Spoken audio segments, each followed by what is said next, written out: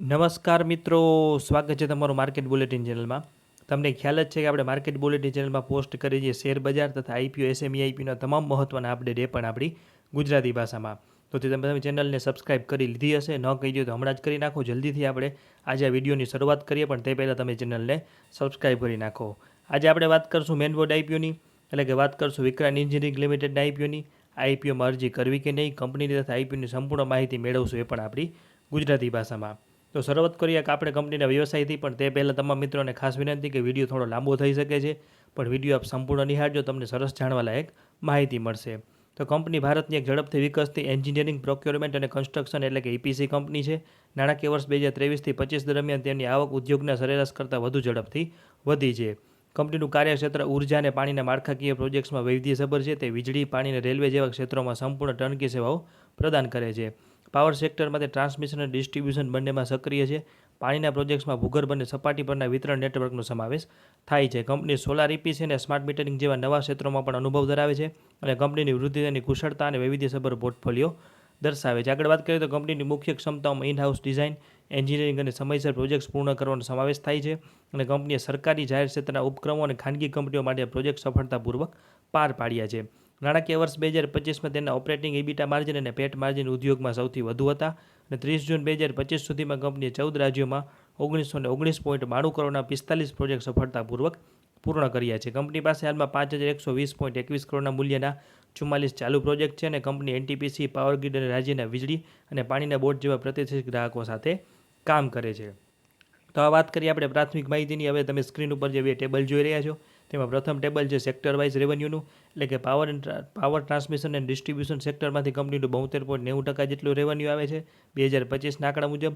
Water ઇન્ફ્રાસ્ટ્રક્ચરમાંથી 26.79% અને રેલવેમાંથી 0.31%. અને બીજું જે ટેબલ છે તેમાં તમામ મહત્ત્વના આંકડા જેવા કે રેવન્યુ, એબીટા, જેમ કે એબીટા માર્જિન 17.50% છે, પેટ માર્જિન 8.44% છે, અને ડેપ ટુ ઇક્વિટી રેશિયો 0.58 છે. એટલે કંપની નાણાકીય પરિસ્થિતિ સારી છે. હવે વાત કરીએ ટાઈમ ટેબલની, તો આઈપીઓ 26 ઓગસ્ટે શરૂ થશે, 29 ઓગસ્ટે પૂર્ણ થશે. ફેસ વેલ્યુ છે ₹1, ભાવ છે ₹92 થી ₹97.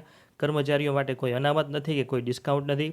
લોટ સાઇઝ છે 148 શેરની, અને આઈપીઓની કુલ સાઇઝ છે 772 કરોડ, જેમાં 721 કરોડનો ફ્રેશ ઇસ્યુ અને 51 કરોડનો ઓએફએસ છે. એન્કર બુક 25 ઓગસ્ટે આવશે. વાત કરીએ કેટેગરી ડિટેલ્સની, તો રિટેલર માટે 35%, 148 શેરની અરજી કરવાની, રકમ થઈ ₹14,356, અને રિટેલર કોટા માટે 1,88,214 અરજીઓ અનામત રાખવામાં આવેલી. ત્યારબાદ સ્મોલ એચએનઆઈ 2072 શેરની અરજી કરવાની, રકમ થઈ ₹2,984, અને તેના માટે 1,921 અરજીઓ અનામત રાખવામાં આવેલી છે. અને બિગ એચએનઆઈ માટે 10% અનામત અરજી કરવાની, 10,360 શેરની, રકમ થાય ₹10,04,920, અને તેના માટે 3,841 અરજીઓ અનામત રાખવામાં આવેલી છે. હવે વાત કરીએ માર્કેટ બુલેટિન એક્સક્લુઝિવ અપડેટની, તો કંપનીએ પ્રી આઈપીઓ પ્લેસમેન્ટ ગયા વર્ષે જ કર્યું છે, જેમાં અનેક મહત્ત્વના નામ આવ્યા, જેમાં બે મહત્ત્વના નામ છે. એક છે આશિષ કચોલિયાજી, જેમને કંપનીએ 39,30,060 શેર આપ્યા છે, એ પણ ₹73.82ના ભાવે, એટલે કે તેમની પાસે 2.14% હિસ્સો આવેલો છે. અને બીજું નામ છે શ્રી મુકુલ મહાવીર અગ્રવાલ સાહેબ, કે જેમને પણ કંપનીએ 27,10,140 શેર આપ્યા છે ₹73.82 પ્રતિ શેરના ભાવે. તેમની પાસે કંપનીનો 1.48% હિસ્સો આવેલો છે. અને પ્રોમોટર ગ્રુપ પાસે કુલ 81.78% હિસ્સો છે, અને પબ્લિક પાસે 18.22% હિસ્સો છે. આ બધા આઈપીઓ પહેલાંના આંકડા છે. હવે વાત કરીએ કંપનીના પરિણામની, તો 31 માર્ચ 2023, 24 અને 25ના પરિણામ તમે સ્ક્રીન ઉપર જોઈ રહ્યા છો. 2023માં 529 કરોડની આવક સામે 42 કરોડનો ચોખ્ખો નફો, 2024માં 791 કરોડની આવક સામે 74.83 કરોડનો ચોખ્ખો નફો, અને 2025માં 922 કરોડની આવક સામે 77 કરોડનો ચોખ્ખો નફો કંપનીએ કરેલો છે. અને આ ગાળામાં કંપનીનું થોડું બોરિંગ પણ વધ્યું છે, ને પણ તેની સામે રિઝર્વ પણ સારું એવું વધ્યું છે. હવે વાત કરશું આપણે 23-24ની, તો કંપની નાણાકીય કામગીરી નાણાકીય વર્ષ 2023ની સરખામણીમાં 2024માં નોંધપાત્ર રીતે વધી છે. આવકમાં તમે જોઈ શકો છો કે 529 કરોડથી વધીને 791 કરોડ થઈ ગઈ, જે 49.56%નો નોંધપાત્ર વધારો દર્શાવે છે. આ વૃદ્ધિ મુખ્યત્વે એન્જિનિયરિંગ, પ્રોક્યોરમેન્ટ અને ઈપીસી સેવાઓ માટે મળેલ નવા પ્રોજેક્ટ્સના કારણે થઈ છે, જેનાથી ચોખ્ખો નફો પણ 74% જેટલો વધ્યો છે. કંપનીનો ચોખ્ખો નફો નાણાકીય વર્ષ 2023ના 42.84 કરોડથી વધીને 74.83 કરોડ 2024માં થયો.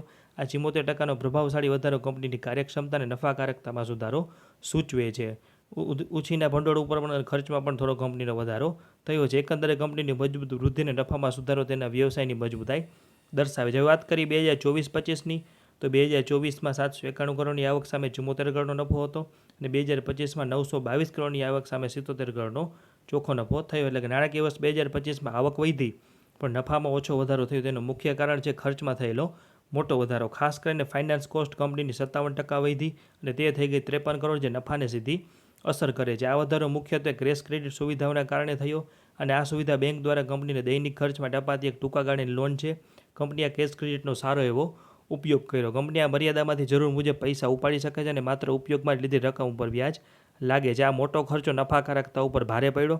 પરિણામે આવકમાં 100%નો વધારો થયો હોવાથી નફો માત્ર 3.99% જેટલો જ વધ્યો. તો આવી માહિતી હજુ સુધી તમને કોઈપણ ચેનલ કે કોઈપણ વોટ્સઅપ ગ્રુપ ઉપર નહીં મળી. હવે વાત કરીએ ઓબ્જેક્ટ્સ ઓફ ધ ઇસ્યુ એટલે કે આઈપીઓ લાવવાના કારણોની. તો આગળ જેમ આપણે વાત કરીએ કુલ રકમ છે 772 કરોડની, જેમાં 721 કરોડનો ફ્રેશ ઇસ્યુ છે. તો 721 કરોડના ઉપયોગની વાત કરીએ તો ચોખ્ખી આવકનો ઉપયોગ મુખ્યત્વે બે હેતુઓ માટે થશે. પ્રથમ હેતુ કંપનીની કાર્યકારી મૂડી જરૂરિયાતોને પૂરી કરવાનો છે અને આ માટે 541 કરોડ રૂપિયા ફાળવવામાં આવશે, જેમાં FY26 એટલે કે 2026 221 કરોડ અને 2027માં 319 કરોડ વાપરવામાં આવશે. અને બીજો હેતુ સામાન્ય કોર્પોરેટ હેતુઓ માટે છે, તે કુલ આવકના 25%થી વધુ નહીં હોય.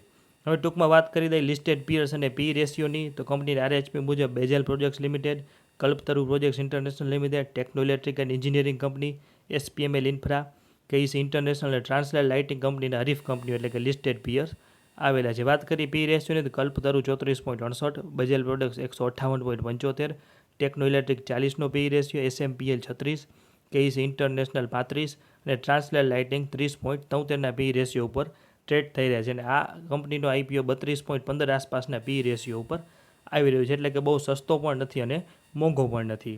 હવે વાત કરીએ કંપનીની 5 સારી અને 5 નબળી બાબતોની. તો શરૂઆત કરશું સારી બાબતોથી.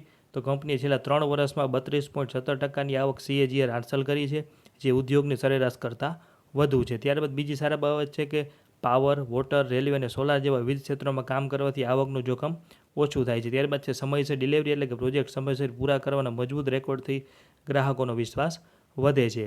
ઓછા ફિક્સ એસેટ સાથે કંપની કામ કરીને રોકાણ ઉપર ઊંચું વળતર જાળવી રાખે છે, એટલે કાર્યક્ષમ મોડલ છે.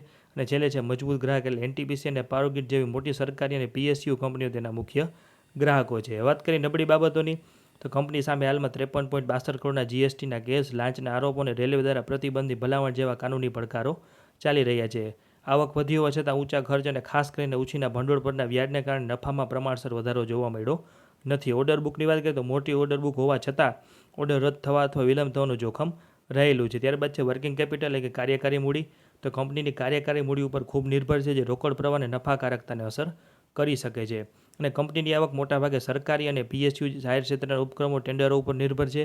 આ ઉપરાંત તે મુખ્યત્વે પાવર અને વોટર ઇન્ફ્રાસ્ટ્રક્ચર ક્ષેત્રમાં કામ કરે છે. સરકારી નીતિઓમાં અથવા આર્થિક પરિસ્થિતિમાં કોઈપણ ફેર કંપની આવકને સીધી અસર કરી શકે છે. તો આ વાત કરીએ આપણે 5 સારી અને 5 નબળી બાબતોની. હવે વાત કરીએ અરજી કરવી કે નહીં.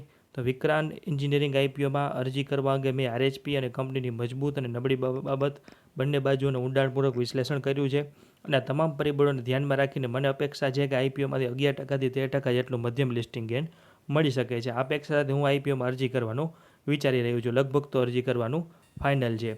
તો વાત કરીએ આપણે વિક્રાંત એન્જિનિયરિંગ લિમિટેડના આઈપીઓ વિશે. ત્યારબાદ તમામ મિત્રો એક ખાસ નોંધ લેવી કે સ્ટોક માર્કેટમાં રોકાણ જોખમને આધીન છે. આ કોઈ ખરીદ વેચાણની સલાહ નથી કે ટ્રેડિંગ ટિપ્સ નથી. આ વિડીયોમાં આપેલી માહિતી RHP ઉપરથી લીધેલી છે અને આ વિડીયો બનાવવા પાછળ અમારો કોઈ અંગત ફાયદો નથી. કોઈપણ પ્રકારનું રોકાણ કરતાં પહેલાં કે આઈપીઓમાં એપ્લાય કરતાં પહેલાં આપણે નાણાકીય સલાહકારની સલાહ લેવી જરૂરી છે. તો આ વાત કરીએ આપણે વિક્રાંત એન્જિનિયરિંગ લિમિટેડના આઈપીઓ વિશે.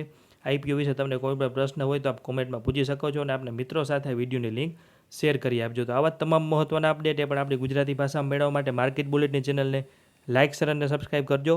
આભાર.